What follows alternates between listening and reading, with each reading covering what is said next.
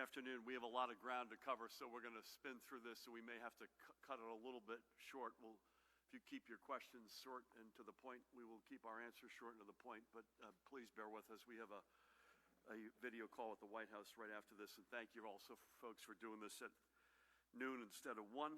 I'm honored to be joined by the woman to my right, who needs no introduction, Commissioner of the Department of Health, Judy Persicelli. To her right, the Department of Health's Communicable Disease Service Medical Director, another guy you all know well, Dr. Ed Lifshitz. Thank you, Ed, for being here. To the far left, another person who's here needs no introduction, State Police Superintendent Colonel Pat Callahan. And to my immediate left, a guy who's been with us before and from day one, the Commissioner of the Department of Education, Dr. Lamont Repillette.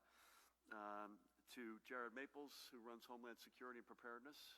Thank you, sir, for being here, and I'm sure Matt Placken, Chief Counsel, will be here in a bit. Before we get to the numbers, today that we are announcing that all New Jersey school buildings will remain closed for in-person instruction for the remainder of the 2019-2020 school year, and that all students and faculty will continue with remote learning. Private schools with longer academic years will remain closed until at least June 30. We reached this decision after much consideration with Commissioner Repillette in the Department of Education, district officials across the state, and multiple stakeholders, including both educators and parents. We reached this conclusion based on the guidance from our public health experts and with a single goal in mind: the safety and well-being of our children and of our educators, administrators, and staff. This has been an inclusive and rigorous process involving people with a wide range of experiences and perspectives, and because of this process, we've been able to reach this conclusion 11 days in advance of the deadline I had previously set. We wanted you to know when we did and to provide certainty. I had hoped that we could get back to a sense of normal by allowing our children to return to the schools they love and to be with their friends and classmates. But the reality is that we cannot safely reopen our schools to provide students and families or faculty and staff the confidence needed to allow for a return to in-person instruction. As such, the executive order I signed on March 16th, which closed our schools indefinitely, remains in effect. As I have noted before, we are working with the principle that public health creates economic health, or in this case, public health creates educational health. If the standards to reopen our workplaces are high, they are even higher when it comes to schools filled with our most precious assets, our children. We simply could not find a way to reconcile that core principle and open our school buildings at this time. The hurdles, logistical, educational, and most of all practical, that would have allowed students and faculty to return, even for a short while, could not be overcome. We could not guarantee an environment that would not only be safe, but fully capable of meeting the educational needs of students in a setting built for social distancing. So we are directing all district, charter, Renaissance, county, VOTEC, private, and other school leaders to update their preparedness plans to ensure the continuation of remote learning. As the father of a high schooler who has been attending classes remotely for nearly 2 months, with his siblings, by the way, 3 of them in college doing the same, I understand the concerns of both parents and school leaders. I understand those concerns, even if I always don't understand the assignments. I think a lot of us are in that boat. And I also fully appreciate the disappointment that our kids won't be closing the school year among their friends. But for us to ensure that we can undertake a responsible restart and recovery, this step was necessary. I must note that this decision only applies to the remainder of the 2019-2020 regular academic year. The department will be leading stakeholder meetings alongside district leaders, educators, local officials, and parent organizations to determine whether summer educational or enrichment or other programs offered at our schools may proceed. And when we make a final determination on those programs, we will certainly announce it. Additionally, the department will be conducting the same rigorous work and stakeholder engagement regarding the opening of our buildings for the 2020-2021 school year in September. There is a lot to consider about how the school day may differ once our students and faculty return. Throughout all of these issues, we are keenly focused on issues of equity. Where sports are concerned, we are leaning on the guidance from the New Jersey State Interscholastic Athletic Association against the resumption of spring sports for the remainder of the 2019-2020 school year as well. The NJ.SIAA Medical Board has concluded that due to a lack of testing, viable treatments, and a vaccine, that spring sports were not a viable option. I know the NJ.SIAA took no pleasure in reaching that conclusion, and frankly, neither do I in stating it. And this decision, I know, goes beyond just considerations of safety given COVID-19, but also to the overall physical health and safety of our student athletes.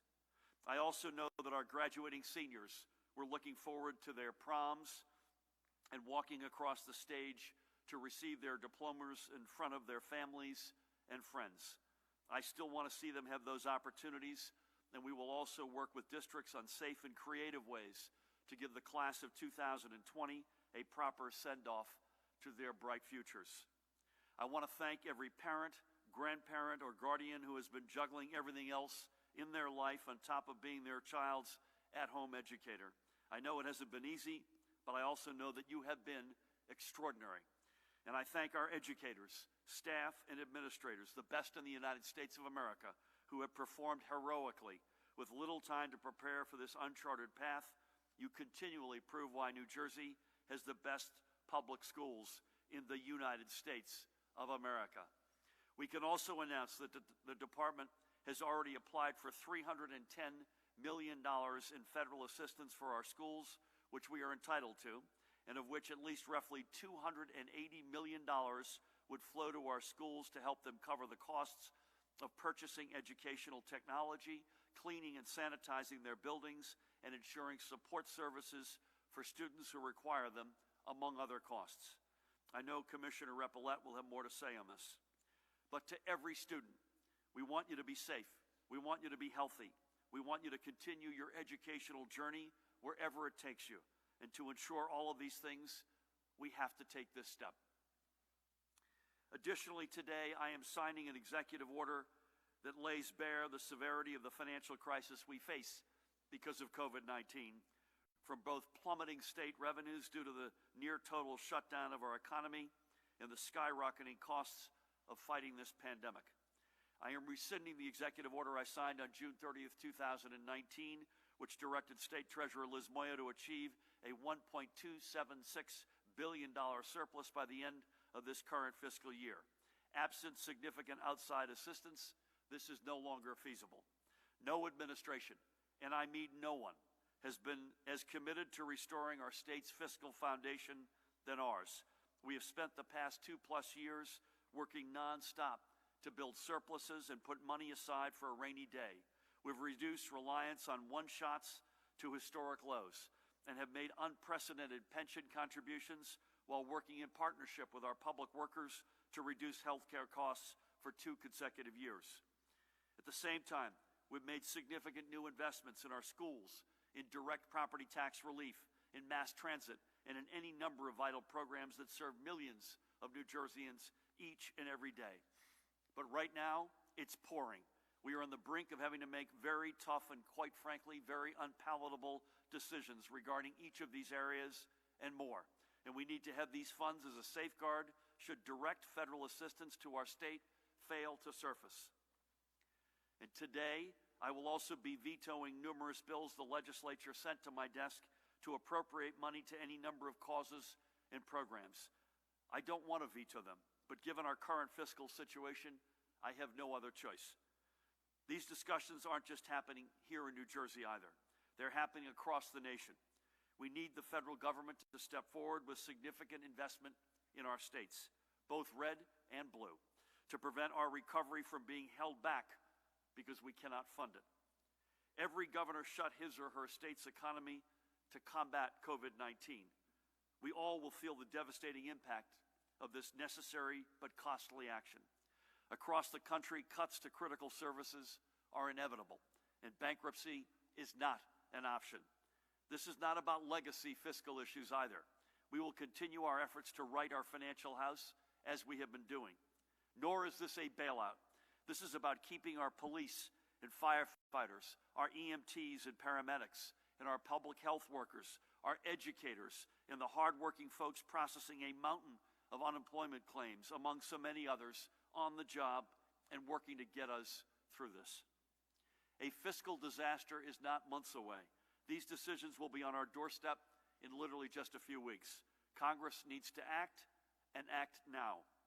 I will continue to work as I have with anyone from either side of the aisle and at every level to get this done for the people of New Jersey. But even if Congress delivers, it won't be enough. We will still need to borrow on a short-term basis to bridge our immediate cash flow needs.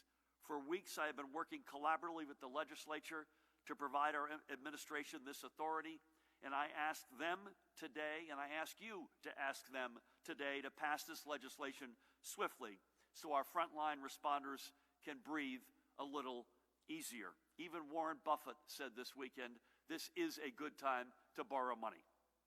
Let's get this done. Now let's look at the overall overnight numbers. And by the way, I believe right up front these numbers are suspect, and I wish I could say they weren't, Judy, but I believe they are.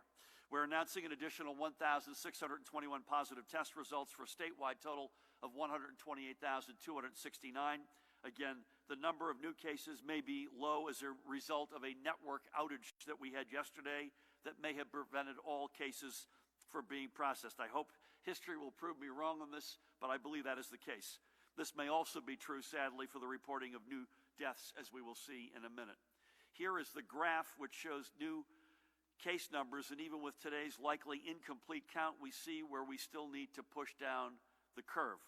The map, which we show you regularly, of New Jersey, we have turned to, as they say most days, continues to get lighter and lighter as the rate of doubling of new cases continues to slow. Again, we've only got one county left in the orange. And again, those numbers in the south are a lot smaller than the ones in the north. But the progress in both north, central, and south is unmistakable. We will be carefully reviewing these charts and maps over the coming days to see if the reopening of our parks was successful. But I want to thank the overwhelming number of you who did the right thing and took all of our asks and precautions to heart. I know many of our parks filled up early in the day, and I don't blame you one bit for wanting to get out. My wife and I went for a run yesterday. I want to give Monmouth County a shout out in Thompson Park in Middletown. They had the place set up exactly as the doctor ordered. Folks did not congregate. It was generally a very, very positive experience. The only exception, and I want to hit this point again hard, not enough masks. I'd say probably 80 or 90% of the folks were not wearing masks. That's something that we have to continue to pound upon. But again, the county had set it up, and we heard stories like this up and down the state. Pat can give you, and will give you, the compliance report. More importantly, we heard very few incidents of knucklehead behavior that would require me to reverse course and close them again. So to all of you, thank you for helping us pass this important test. And again, Pat will give a better sense of compliance in a few minutes. As of last night's reporting, 5,287 patients with COVID-19 were being treated in our hospitals. This is a drop, by the way, of about 1,000 in just 5 days. And let's look at the regions. Across every region of the state, we continue to see the overall stresses lessening in our healthcare system. Again, even in the South, which is seeing some flattening, the numbers on the chart will show you that the overall numbers are lower than they are in the central and the northern part. But even now, that curve is beginning to flatten. Our field medical stations reported 41 patients. There were 1,610 patients in either critical or intensive care, and this number too has decreased every day for the past 6 days. Ventilator use currently stands at 1,189, the lowest it's been, Judy, I think, in over a month. There were 362 new hospitalizations yesterday, and on discharges, 335 live patients were released from our hospitals yesterday. Our hospitals continue to show the positive trends we want and need to see if we are to get ourselves in a steady position to get on the road back and toward the responsible restart of our economy. These numbers are beginning to become the underpinnings of our overarching ideals that public health creates economic health and that data determines dates. Unfortunately, even with these positive trends we are seeing, we continue to lose too many residents to COVID-19. And with the heaviest of hearts, we report 45 additional deaths from among our New Jersey family. Again, however, this number is likely lower as a result of the network outage we had yesterday. But either way, there are 45 precious lives. Our statewide total is 7,910. COVID-19 doesn't care who it takes. Our losses mirror our diversity, and today we remember 3 more who have been taken from our New Jersey family. This is Michael Connors Sr. He had 3 loves: family, cars, and work. At first, his love of cars led to a career as an auto mechanic in Newark. But while there, he made numerous friends within the Newark Police Department, and with their encouragement, he ultimately joined their ranks in 1993. He proudly served the people of Newark as a police officer for 26 years. COVID-19 claimed him just this past Thursday, and Michael was only 58. His family says he'll be forever remembered for his work ethic, dedication, wit, and fun-loving presence. Michael leaves his daughter Dorothy, with whom I had the honor of speaking yesterday afternoon, 2 sons, Michael Jr. and Damien, his adopted daughter Samia, as well as 7 grandchildren and a committed companion, Tiffany Parham, and many other relatives and friends. On behalf of our state, we thank him for his selfless service, and we keep the whole Connors family and his memory in our prayers. Luis Fernando Marlanda. There he is. He came to the United States from Colombia in Medellin when he was 22 years old. He lived in Secaucus and was a long-time employee of NJ Transit and New York Waterway before that, taking pride in his work and in helping get people to where they needed to go. And he was one of those who helped pilot the ferries that shuttled residents back home across the Hudson River on 9/11. Throughout this current emergency, he continued serving his passengers as a bus operator for NJ Transit right until COVID-19 took him too. He was planning to retire literally next year, and he turned 63 just 2 weeks ago. He will be remembered by his family, friends, and coworkers for his smile, his laugh, and his willingness to always lend a hand or help others.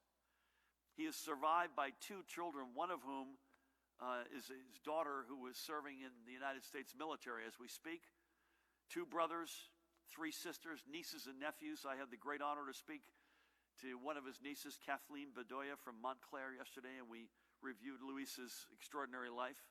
And he leaves behind a transit family that will not ever forget his dedication to service.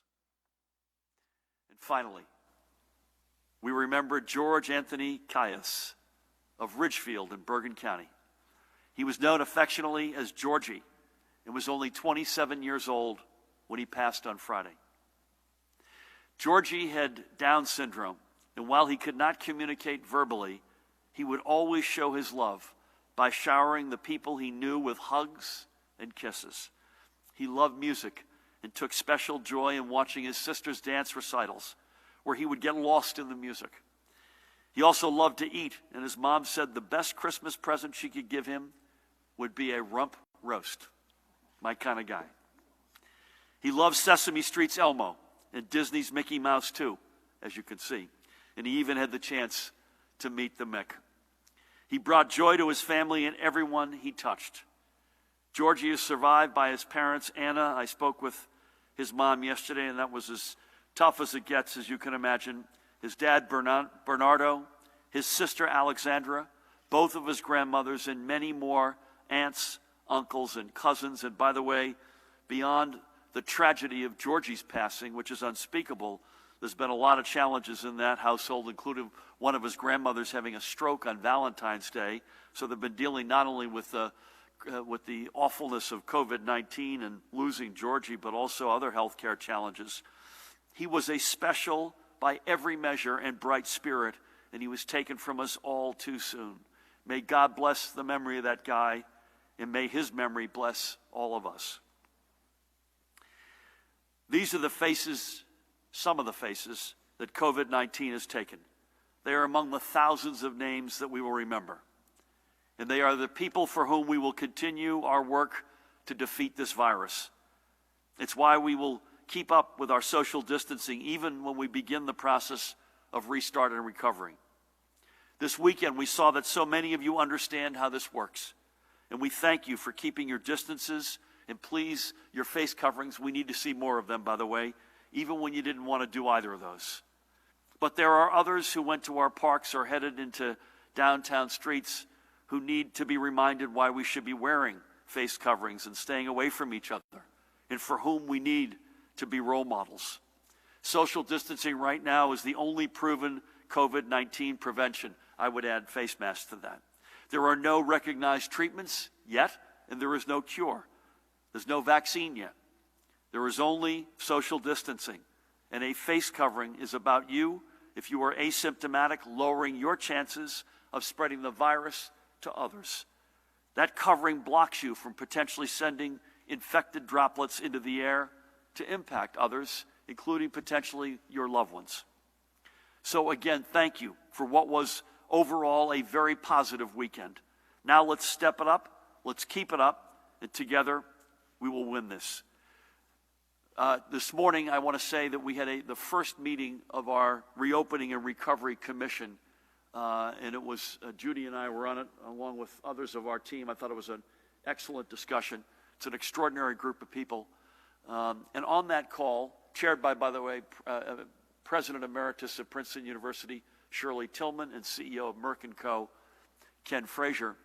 On that call, we announced, and we'll give more color on this as we go forward, that we'll be forming other councils to advise us much closer to the ground, much more in-state. We've heard from a lot of you that they respect enormously the talent that we have collected from all perspectives and both sides of the aisle in this Recovery and Reopening Commission.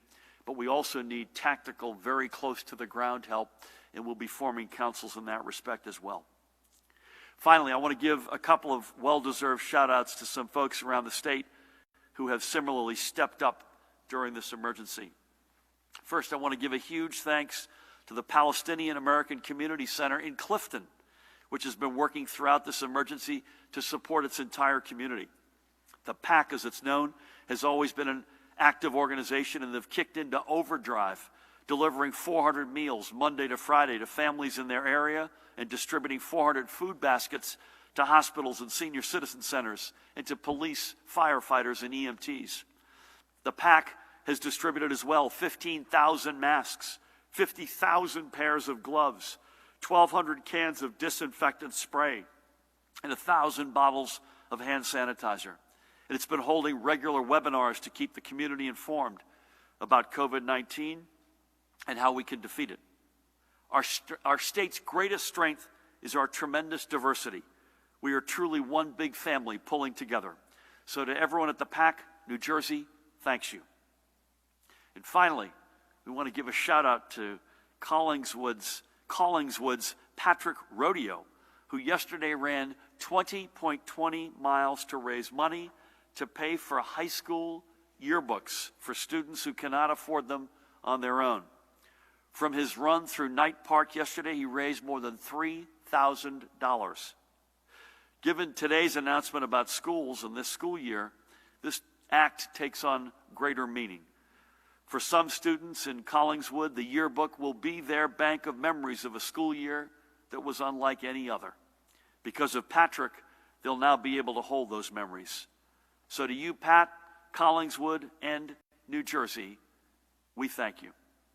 And with that, I will turn things over to the woman who needs no introduction. Please help me welcome the Commissioner of the Department of Health, Judy Persichilli.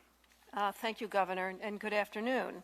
I'm really pleased today to remind everyone that this week is National Nurses Week. It's a time to pay tribute.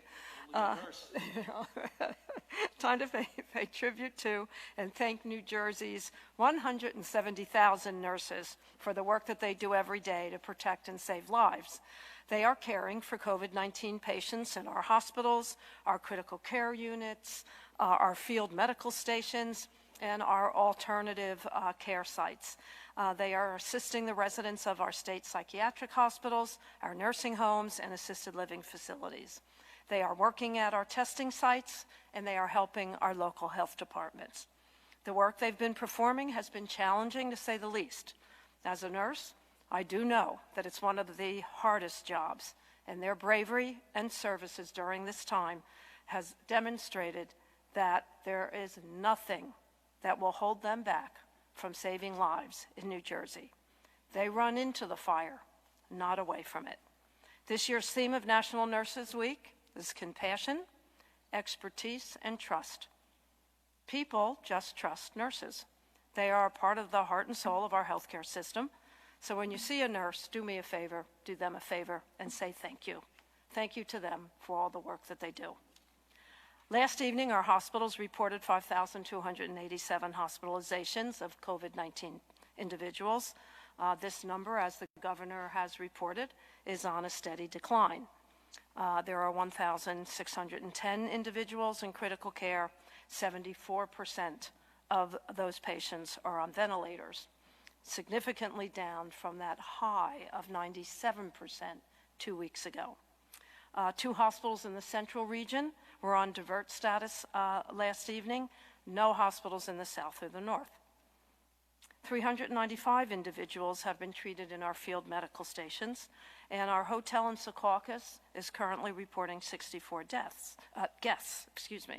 19 healthcare workers and 45 patients have been discharged from those centers, and they've served a total of 100 individuals at the Secaucus Hotel. Today, we're reporting 1,621 new cases for a total of 128,269 total cases. We are reporting 45 additional deaths, as the governor reported. We did have a network outage yesterday, so we are certain that these numbers are underreported. But for the information we have right now, the breakdown of deaths by race and ethnicity is as follows: white, 52.5, Black, 19.5, Hispanic, 17.3, Asian, 5.3, and other, 5.5. There are now 508 long-term care facilities in the state reporting COVID-19 cases. At the state veterans' homes, among a census of 682 veterans, there have been 360 residents testing positive for COVID-19, and a total of 123 deaths. At our state psychiatric hospitals, with a census of 1,250, 163 patients have tested positive, and there have been 10 deaths. That is similar to what I reported last week. According to the lab data that we have tested 248,319 individuals. 99,368 tested positive, for a current positivity rate of 40.02%. So that concludes my daily report. Again, please continue to follow social distancing guidelines. It definitely is making a difference. Stay connected, stay safe, and stay healthy. Thank you. Judy, thank you. And here's again to the nurses in our state. How many did you say, 175,000? 170,000. 170,000, of which you are among its ranks. Sort of. Bless you. And thank you for your leadership.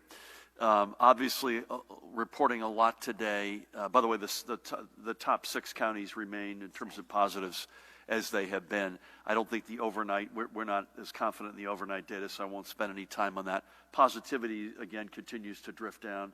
And as Ed reminds us, that's a cumulative number. The spot number is invariably going to be lower. And again, remind everybody, we have a disproportionate amount of symptomatic folks in that. That won't always be the case. In fact, I bet you not that long from now, that will decidedly not be the case. But it is still for the moment. And so that number going down is a positive measure by any light. Obviously, a big announcement on education today. Please help me welcome a great leader in that respect and in so many, the Commissioner of the Department of Education, Dr. Lamont Repellette. Thank you. I am also proud to announce that this week is designated Teacher Appreciation Week. So happy Teacher Appreciation Week to all the educators out there. Thank you, Governor Murphy and Commissioner Persicelli. To say that this is not an easy decision is an understatement. But as Governor Murphy reminds us, we must be guided by science and the facts on the ground. I thank you, Governor, for prioritizing the health and safety of our students educators, and families here in New Jersey. To all of our parents whose homes have turned into classrooms, to all of our teachers who've pivoted to remote instruction overnight, to all of our school district and leaders working around the clock to ensure that students of diverse needs are being met, I am in awe of your ability to adapt and tremendously proud and impressed at how you continue to address complex challenges. We do not take your work and sacrifice for granted. Today, the announcement that New Jersey schools will be closed to students for the remainder of the year will undoubtedly raise questions and concerns. I am dedicating every resource at my disposal to answer those questions and to quickly as we can, and to ensure that we give our educators the information and flexibility needed to uplift our students during this unprecedented times. In the weeks leading up to Governor Murphy's order to close elementary schools and secondary schools, the Department of Education required school districts to develop emergency preparedness plans that address critical areas such as delivery of remote instruction, special education services, and food security. Given the speed at which schools have transitioned to remote learning and the rapidly changing public health landscape in our state, districts have continuously revised plans in response to these changing conditions. This announcement would undoubtedly require the districts to revise those plans once again and to ensure continuity of these key services through the end of the school year. My team will continue to take a boots-on-the-ground approach to support local school districts as they rise to that challenge and take obstacles none of us could have envisioned when we set out to be educators. The department is also looking forward to the future to explore what summer instruction and the next school year may look like for New Jersey schools and students. To that end, we are creating a steering committee of diverse stakeholders to help us navigate these issues. Our guiding policy principle through this work is that each local community knows that their students best, and our job is to provide every flexibility we can to unlock district innovation and to provide for their students during these extraordinary times, while also putting guardrails in place to uphold our high-quality and equitable educational system. I know, however, that this work goes beyond plans and resources. As the father of a daughter who is graduating from high school this spring, the personal impact of this decision hits home for me. To parents of graduating seniors, please know that I stand with you and commit to finding ways to honor our graduates and celebrate the incredible resilience of the class of 2020. Districts are working on a wide variety of innovative plans for alternative graduation ceremonies, proms, and other traditional end-of-the-year celebrations. My team at the Department of Education is committed to helping each district find solutions uniquely tailored to the needs and priorities of their local communities. We recognize that in our work to honor students, it is critical that we elevate their voices and let their passion and innovative thinking inform decisions that impact them most. When we get through this, and as the governor always reminds us, we will get through this, our young people are poised to inherit our post-COVID world, and we must empower them to carve the pathways that get us there. We have been working to tap the federal funding that can help provide schools with the resources they need to deliver remote instruction, deep cleaning school building, and address the emotional needs of students.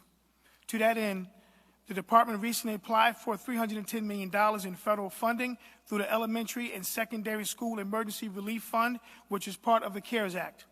This funding can be provided for important initiatives such as purchasing technology, purchasing supplies to clean and sanitize schools, mental health supports, activities related to summer learning, and supplemental after-school programs, which can include online learning during the summer to address the needs of subgroups of students, providing school leaders with resources to address the needs of their schools and activities to address the unique needs of subgroups of students, and coordinating the distribution of meals to eligible students.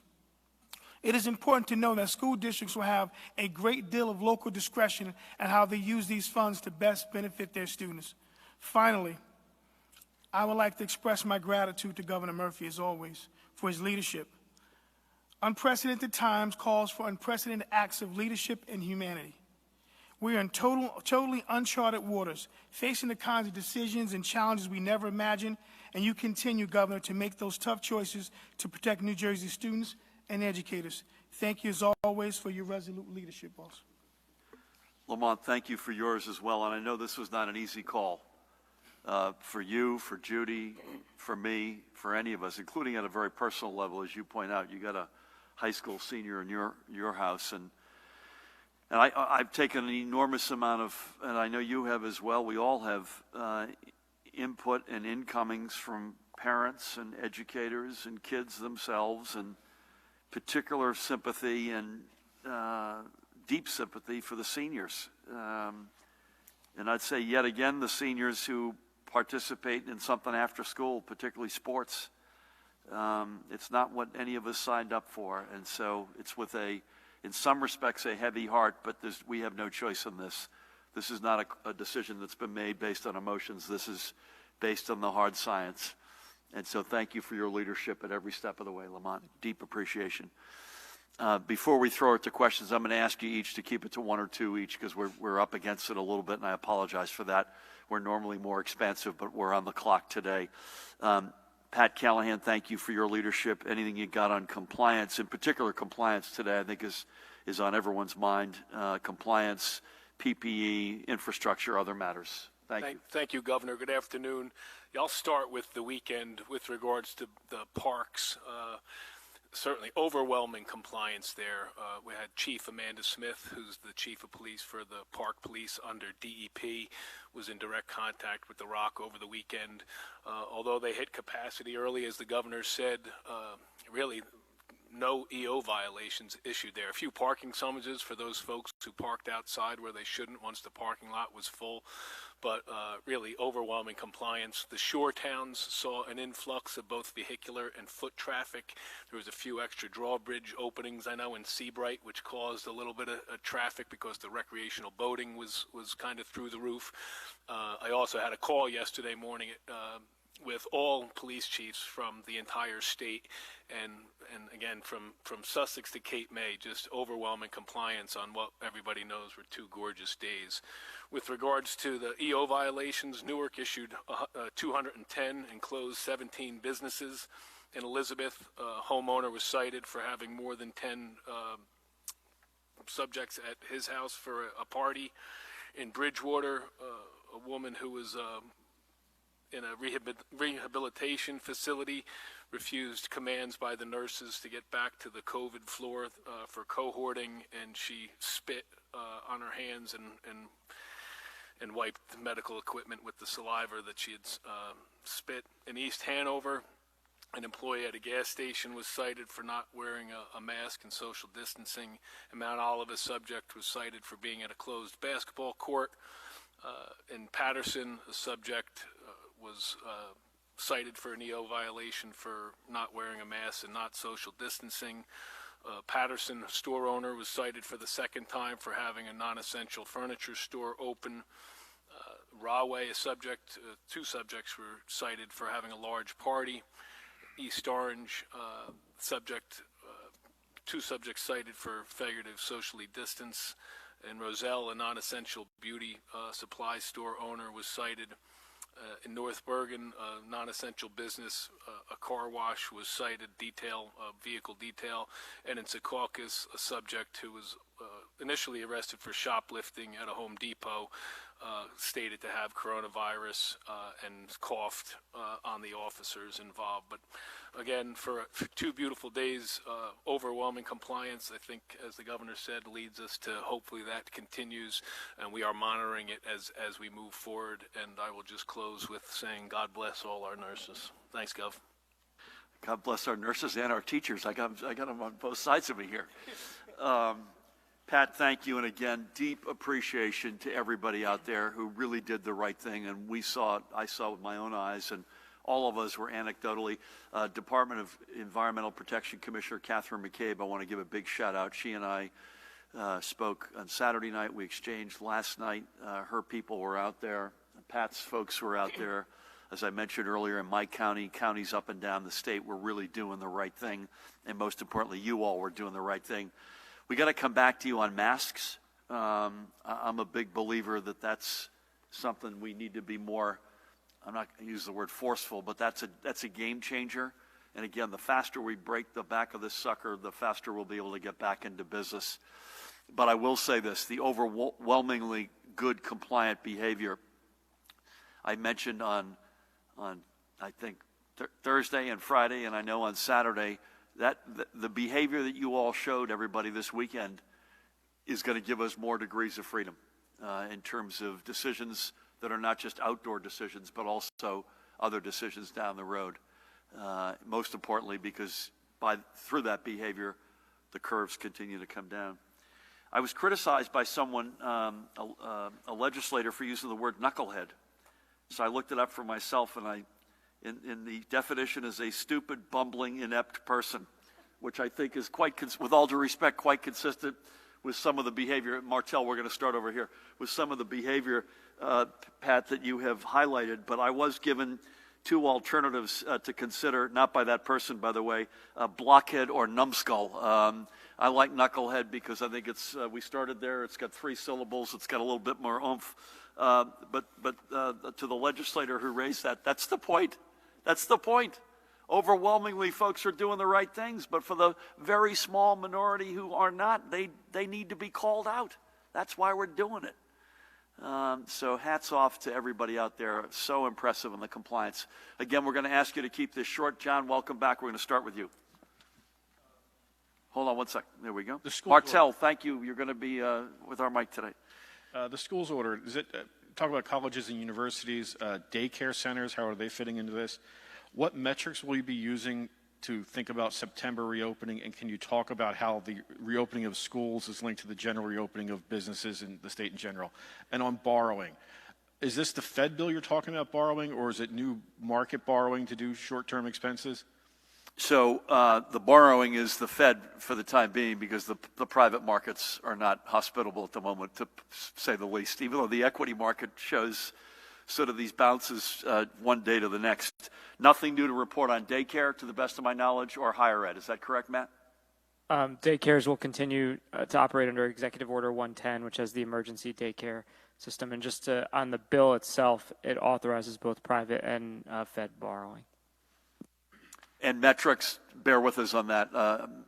Lamont mentioned, as did I, that there's going to be an enormous amount of stakeholder engagement, including what the summer might look like in terms of enrichment opportunities, et cetera. So bear with us on that. We're going to go to the back, and then we'll come down. Actually, Michael, I didn't see you there. So we'll start here, go to Mike, and then come down. Please. Good afternoon, Governor. What would you have needed to have seen in the data in order to be confident in opening schools again? Why didn't you decide to kind of go this route ultimately? What didn't you see? Second, graduation will be allowed to continue to some degree. What creative ways have you already discussed, and what's kind of feasible at this point? And just third, how does the current financial situation impact state aid? Any update on that? Impact what, sorry?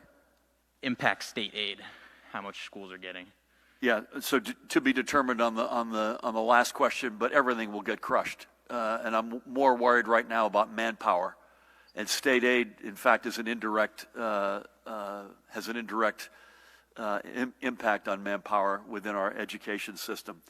I'll ask either Lamont or Judy, because they were deeply involved in this. On graduation, bear with me on that. We're trying to figure out some ways, everything from virtual stuff all the way toward something down the road, depending on if the virus, please God, we get this thing to go away, we could find a way to celebrate maybe in some social distancing compliant way going forward. But there's a lot of good thought being put into something on graduation, because we owe it to the seniors to give them a tip of the cap.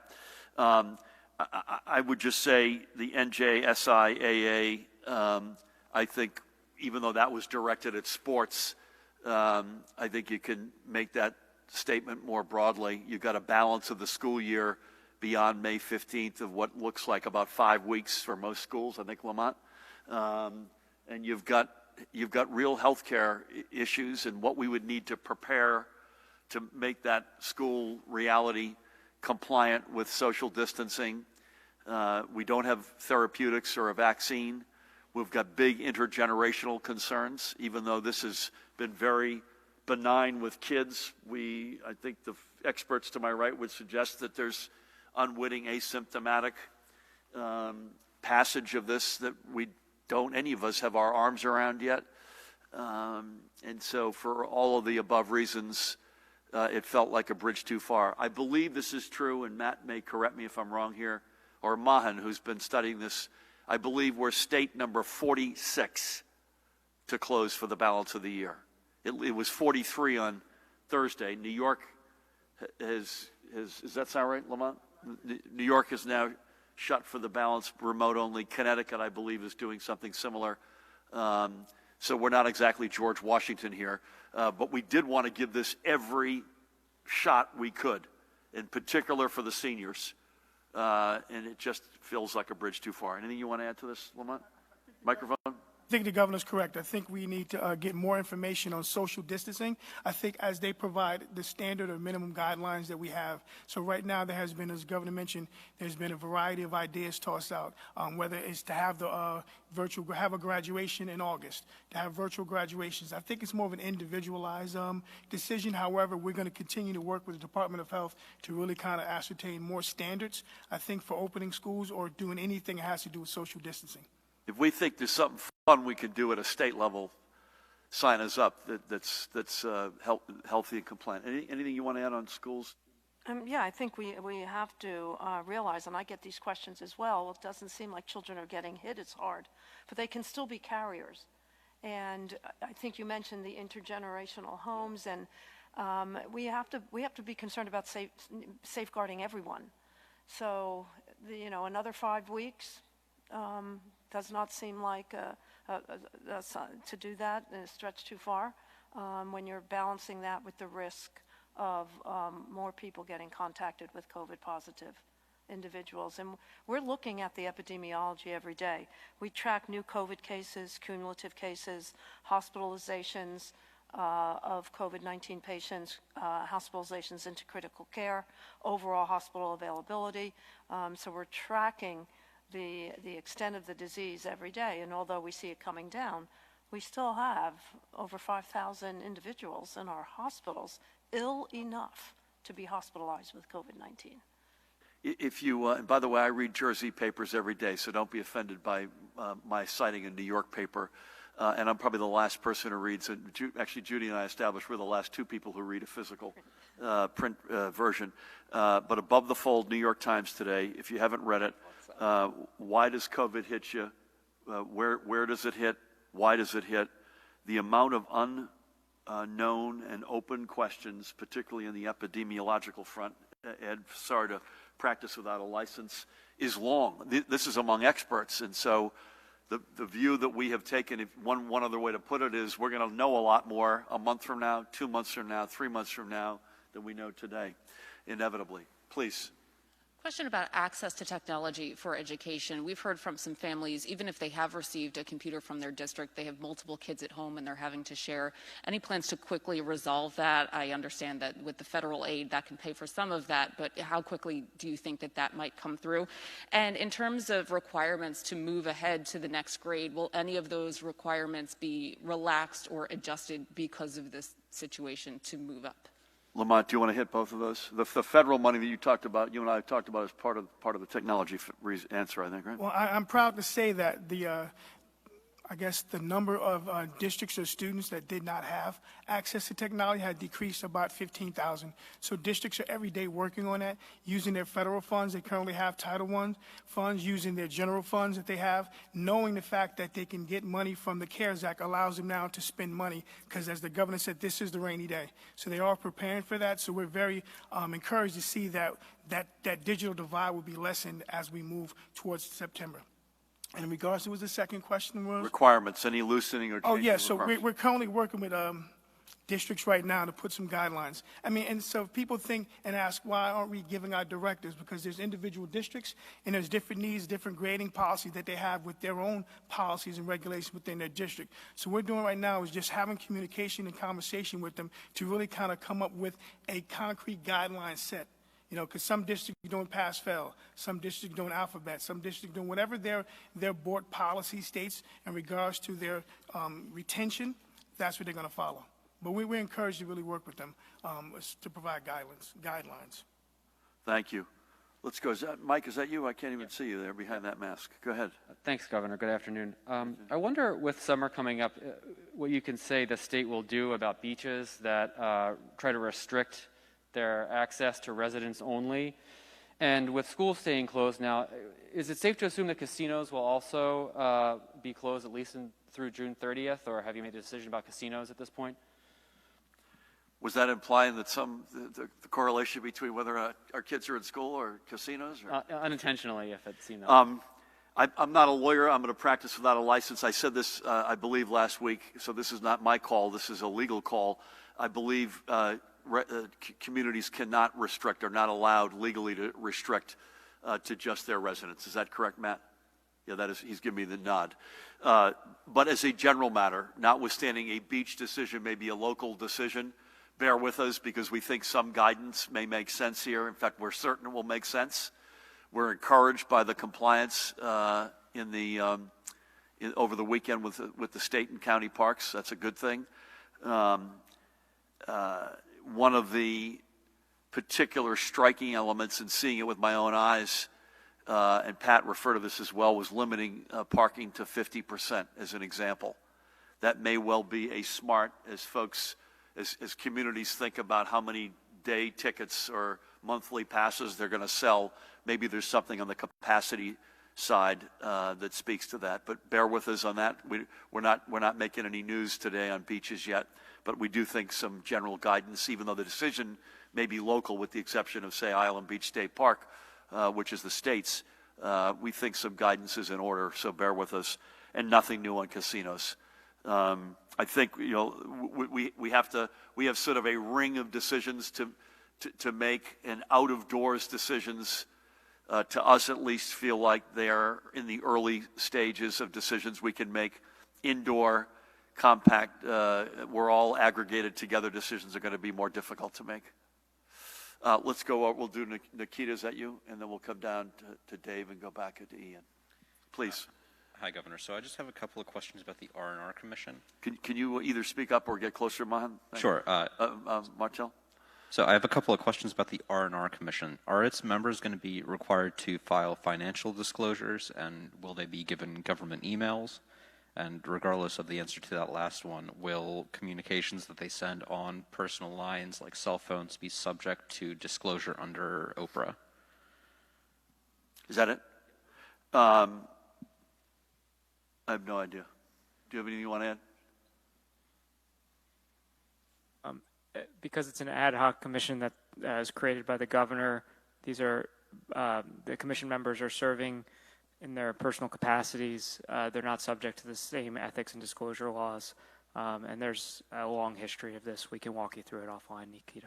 They're also not being compensated, as we've said before. So, just they will follow any recusal policies that we have with respect to their own personal conflicts, and we've walked each one of them through any potential conflicts.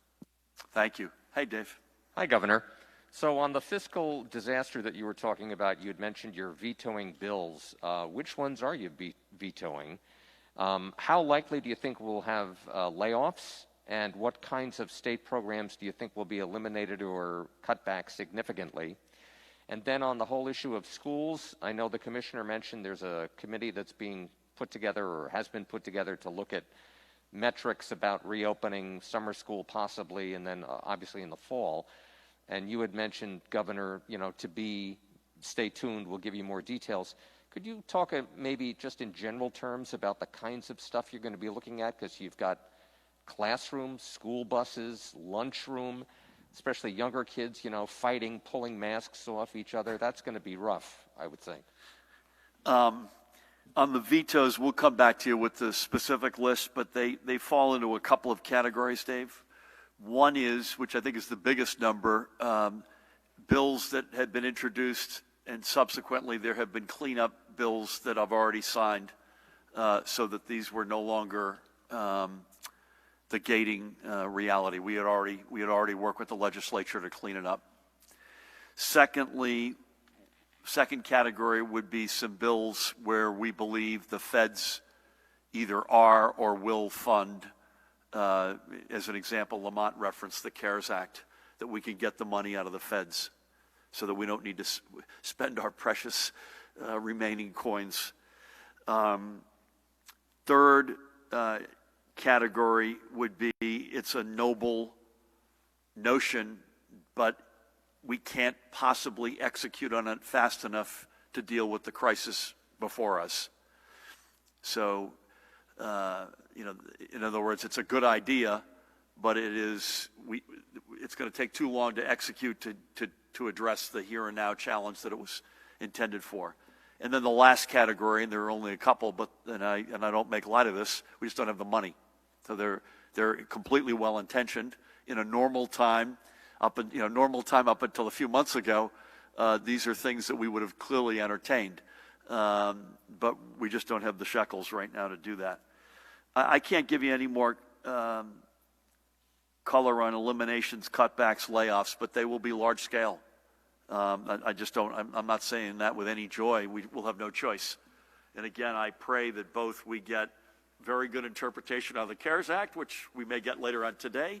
That's an important piece, that we get a big bucket of federal direct cash assistance through Congress and a bill signed by the president. And thirdly, that we get the flexibility to borrow, which we need our legislature to help us get there. That's an important, again, you don't wake up every day, particularly if you look at the 2 years, our first 2+ years in office, we were managing aggressively. In fact, we got elected in part to do that, to manage aggressively structural deficits. But we got no choice at the moment.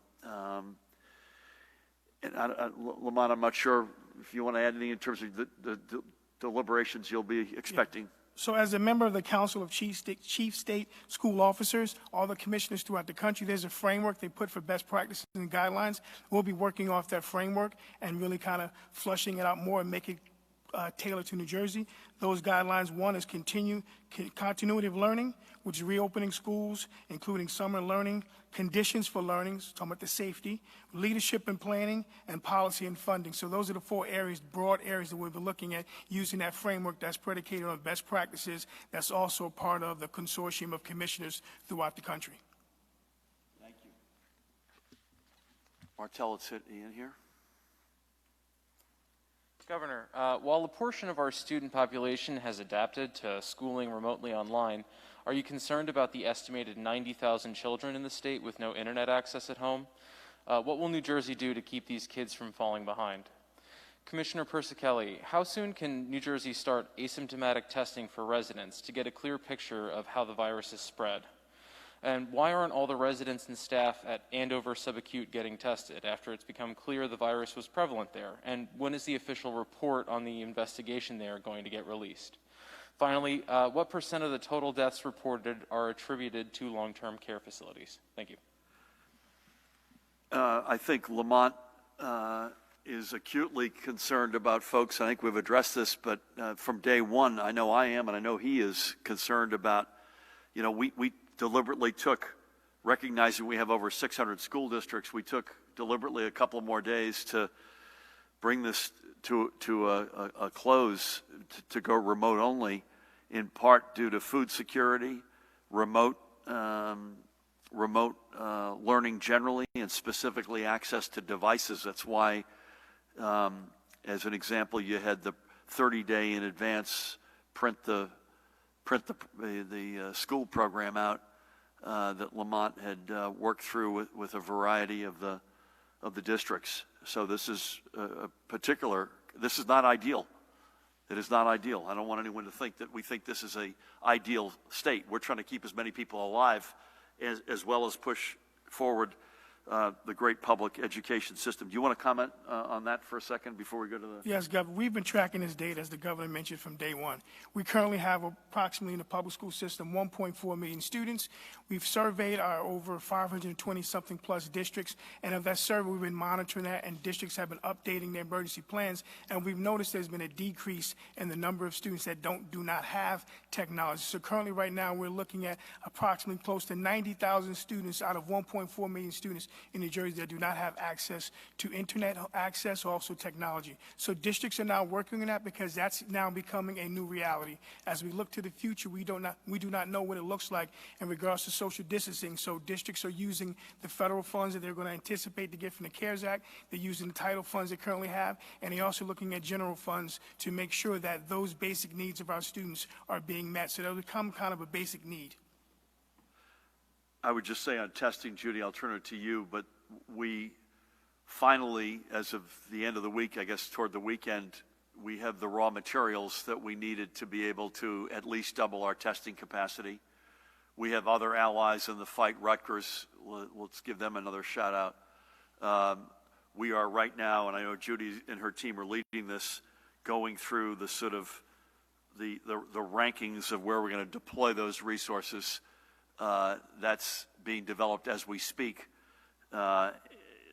Communities of particular exposure, I think, are our highest, we've said this already, are our highest priority. So the most vulnerable communities among us. So that's, as we've, homes for developmentally disabled, corrections system, as well as densely populated areas. The notion of mobile vans in our biggest urban centers. So we're sort of, again, going through a rings of priorities. But Judy, I'll turn it to you to clean up and give this the answer it deserves. Okay, we've identified vulnerable populations. Here's a partial list. Department of Corrections, and we'll be starting to do universal testing there. The veterans' homes, there has been universal testing. What we mean by that is all of the residents and all of the employees. The developmentally disabled homes have been through universal testing. Long-term care facilities, we're continuing a wide-scale plan, identifying those long-term care facilities who have the most opportunity to cohort negative individuals. In other words, they have a lower incidence right now, and that will be brought through the state. And I have to give a shout out to a number of our healthcare facilities. Our hospitals are helping us with that program, which I'll be able to give you more information fully tomorrow. Seasonal workers, we have a task force in place, including our FQHCs in the South to help us with seasonal workers. We expect 12 to 15,000 that they come in every year. They work in the farms in the South. We'll be working with the growers to make sure that we have full testing and follow-up and isolation and quarantine for all of these. And lastly, the inner city or populations that cannot go to drive-through and do not have walk-up possibilities.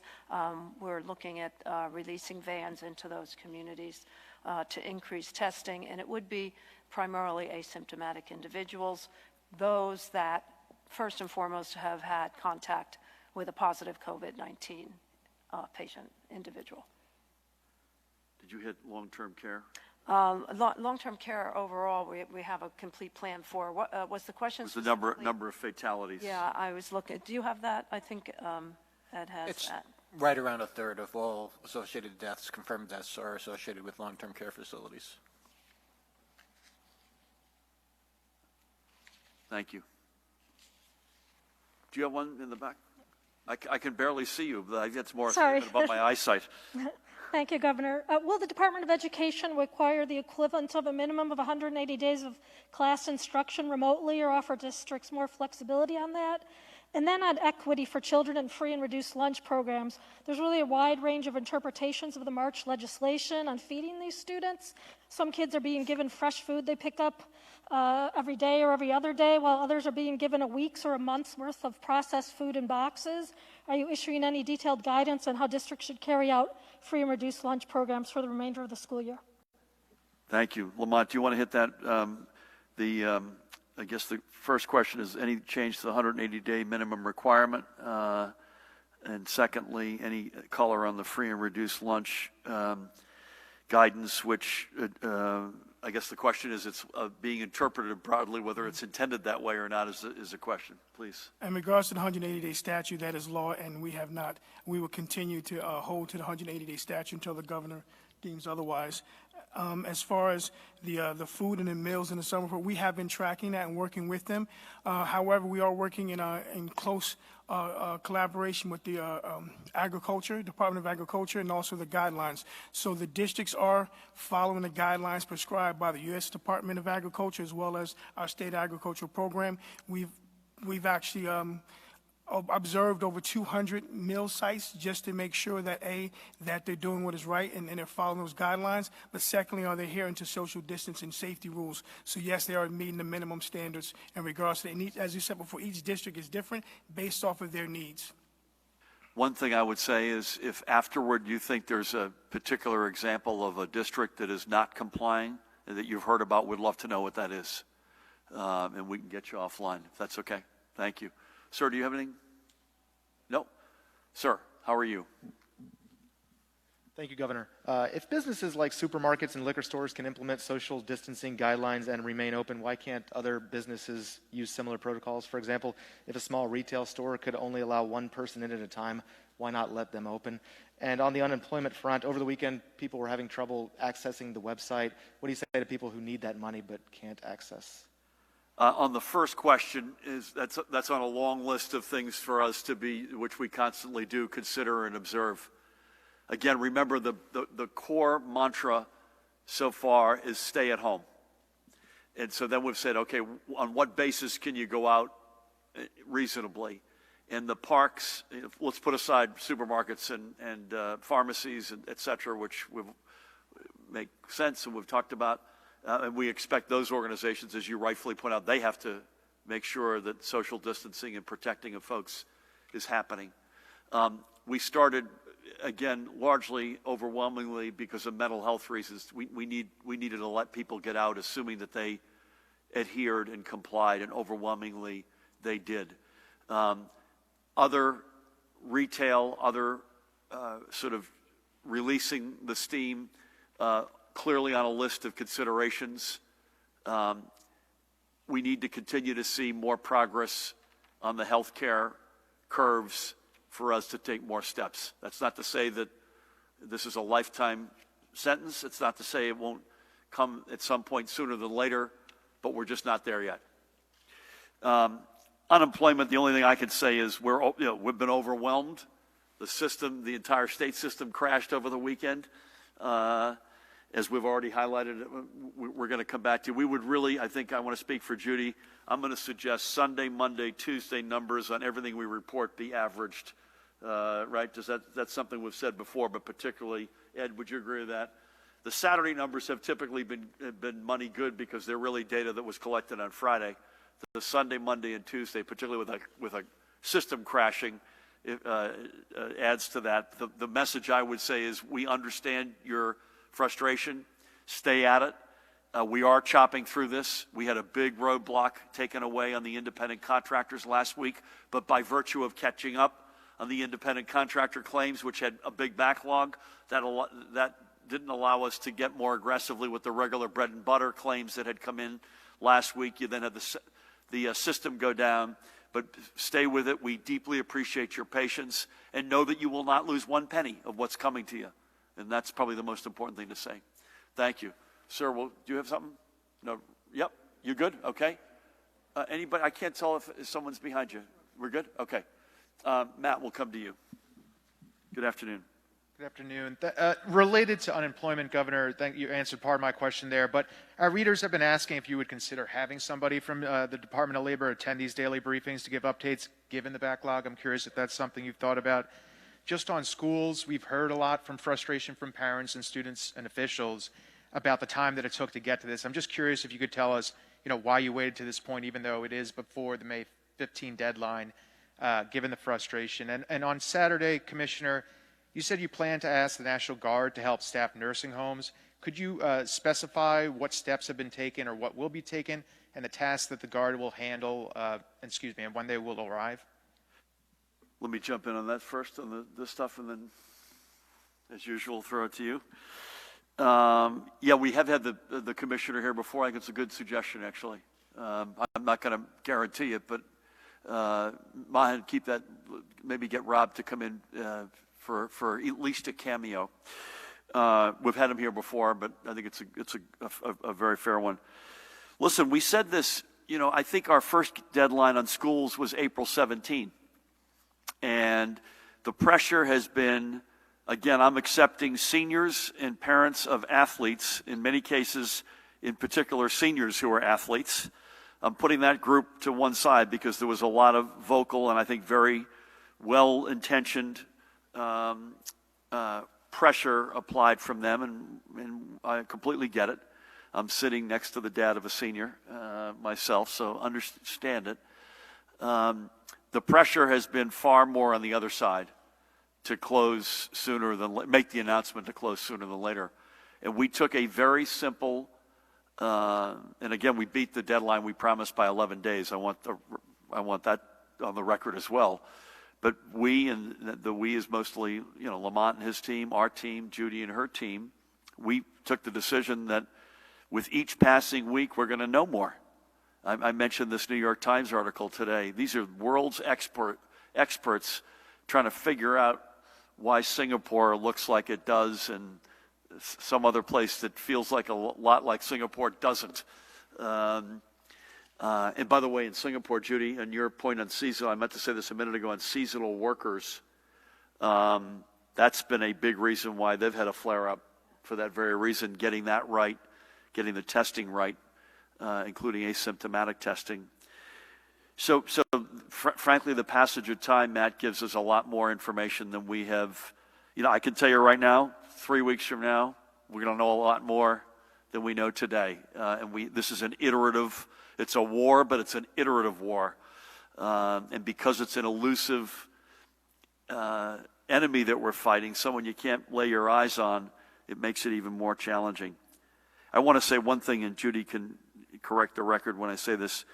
So there's a couple of different, when you think about augmenting staffing at nursing homes, one path that we're pursuing is actually, and you didn't ask this, but is the VA. So the VA has made some exceptions in their deployment. Clearly they're in a big way in Menlo Park and Paramus, and God knows we needed them. But they have indicated in some places in the country that they were at least open-minded to surge capacity in non-veterans homes. So that's one thing that we are still working on. Judy, I don't know if you see this differently, but the challenge with the National Guard is the following. If you're medically qualified in the National Guard, you're already being used, you're already working in your day job somewhere. So you've got a rob Peter to pay Paul reality here. So if you're, just say you're a nurse, the chances are if you're a nurse in New Jersey right now in your day job, the chances are probably 100%, unless you're quarantined, or God forbid, unless there's a medical reason. You're already working, fighting COVID. So there is a robbing Peter to pay Paul aspect here. I think the piece that we haven't spoken to is that there are yet again, a large population of members of the Guard who are not healthcare specific, who are not first responders, who are not already deployed in the COVID fight. That is the group that we are looking at aggressively to take and deploy and do non-medical stuff in our nursing homes, like cooking, cleaning, basic stuff that doesn't rob Peter to pay Paul, but at the same time adds and augments to our staff. I didn't mean to go on so long, but anything you got, Judy, on that? Well, you said exactly what my first comment is, that the clinical people, which is what we need the most, are already called up and working in hospitals. So we're asking for medical assistance, and that they would work under a registered nurse or a licensed practical nurse, help with site testing, janitorial, cooking, meal service, family communication, administrative work, security, logistics, such as making sure the supplies and equipment are where they need to be, and then general purpose. So we've been on the phone and working with the general and his team all weekend and throughout today. So we hope to have something more positive in the next several days. But they've been more than wanting to help out. It's just to make sure that we put them in the right spots. And I don't want to get your hopes too high on the VA front, but I just wanted to make sure I distinguish the VA from the National Guard, and that's something that we're trying to run the traps on as we speak. Elise, you're going to close us out. Good afternoon. Good afternoon. Earlier you said that layoffs are coming. Do you mean that layoffs are a certainty, or only if relief isn't forthcoming via the CARES Act and Fed borrowing? And my second question is, with the Northeastern States Buying Cooperative, are you now setting up a scenario where groups of states are bidding against other groups of states? Thank you. Thanks, Elise. And thanks to each and every one of you for being straightforward and brief with your questions today. Again, we have less time on the clock. Layoffs, Matt will correct me if they're already happening at municipal levels. So this is not a theoretical argument. And we can come back to you with some of the communities where we're seeing it. But I think it's going to be a question of scale, whether or not this is here and there, or if this is a massive across-the-board reality. And please God, it is not that. You know, we cannot fathom that. This is the worst healthcare crisis in our state's history, in our country's history. The 9 million folks out there need, more than ever before, firefighters, healthcare workers, police, EMTs, frontline essential workers. We need them more than ever before at the municipal, county, state level, the folks processing unemployment.